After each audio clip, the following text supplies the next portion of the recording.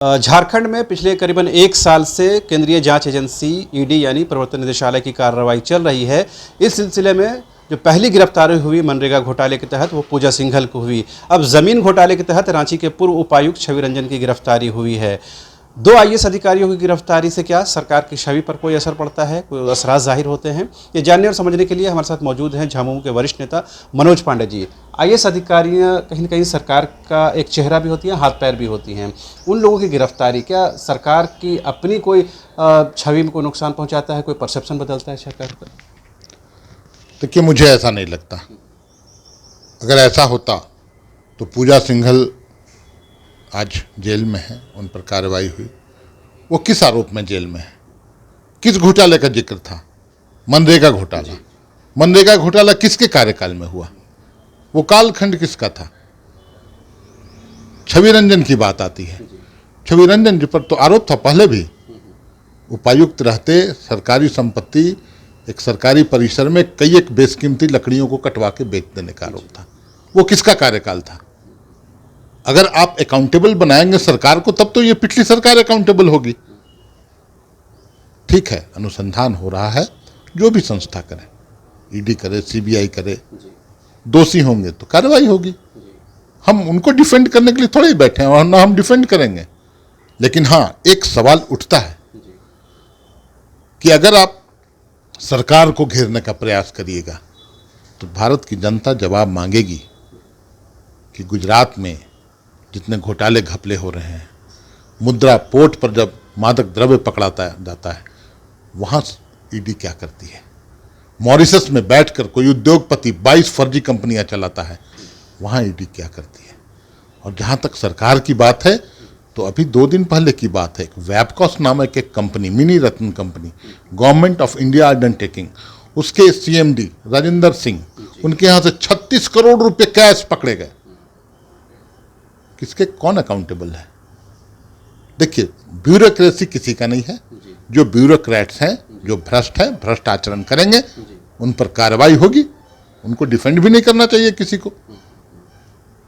तो लेकिन यहां यह देखने की जरूरत है कि जो परसेप्शन बनाया जा रहा है, जो एक प्रयास हो रहा है, अगर छवि रंजन के किसी गुनाह के दोषी अगर ये सरकार हो जाएगी तो फिर पिछली सरकार भी दोषी होगी। पूजा सिंघल के कारनामों कुकृत्यों के दोषी अगर सरकार होगी तो मनरेगा घोटाला जिस कालखंड में हुआ वो दोषी होगा।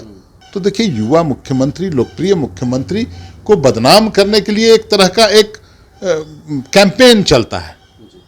मुझे लगता है ये उचित नहीं है। आपसे थोड़ी देर पहले जो बीजेपी विधायक दल के नेता हैं बाबूलाल मरांडी, उन्होंने एक ट्वीट किया जिसमें ये कहा है कि एक आईएएस अधिकारी के बलबूते ये सब कुछ हुआ नहीं है, सत्ता का संरक्षण प्राप्त रहा है। उनसे पूछा जाना चाहिए कि छवि रंजन जी ने जब पेड़ कटवाया था, कई एक बेशकीमती पेड़ कटवा दिए थे, उस समय किसका संरक्षण प्राप्त था? पूजा सिंघल जिस समय मनरेगा घोटाला कर रही थी, उस समय किसका संरक्षण प्राप्त था? उसके बाद भी, उस आरोप के बाद भी वो बहुत महत्वपूर्ण पदों पर रही, सत्ता के निकट रही, महत्वपूर्ण विभागों का दायित्व संभाला। उनसे जरूर पूछिए आप लोगों ने कि वो दायित्व किसका है। क्या उस समय भी संरक्षण था इन लोगों को? ये क्या, अगर एक के बाद एक आईएएस अधिकारी गिरफ्त में आते हैं, जद में आते हैं, तो सरकार का कामकाज प्रभावित होता है, ऐसा मानते हैं? हाँ, कामकाज प्रभावित होता है, बिल्कुल होता है। विकास की गति प्रभावित होती है। और इनका मकसद वही है कि जो एक लोकप्रिय सरकार लोकप्रिय काम कर रही है, उस पर किसी तरह ब्रेक लगाया जाए, ब्यूरोक्रेसी को हतोत्साहित किया जाए, उनको डिमोरलाइज किया जाए।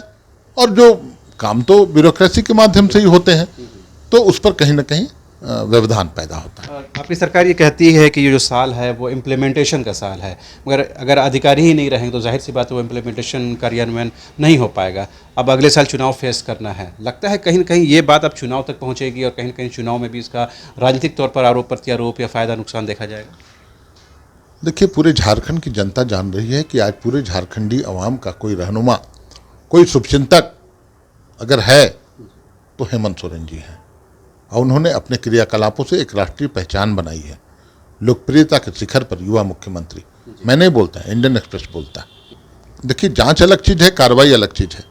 लेकिन आप नेतृत्व को बदनाम करेंगे, माननीय मुख्यमंत्री को बदनाम करेंगे, तो इसका उल्टा असर होगा। चुनाव में जनता सब देखती है। जनता की अदालत से बड़ी कोई अदालत नहीं है।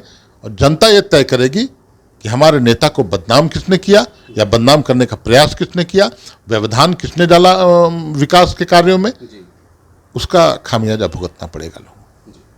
तो आपने सुना, ये थे मनोज पांडे, झामुमो के वरिष्ठ नेता, जिन्होंने साफ तौर पर कहा कि वो उनकी पार्टी या सरकार किसी आईएएस अधिकारी की या किसी करप्ट प्रैक्टिस करने वाले को संरक्षण या उनको डिफेंड करने के लिए नहीं है, लेकिन ये जरूर है जो परसेप्शन बनाने की कोशिश की जा रही है उसका वो विरोध करते हैं। फिलहाल आप देखते रहिए न्यूज़ 22 को। मुझे और मेरे सहयोगी मदन को दीजिए इजाज़त। नमस्कार।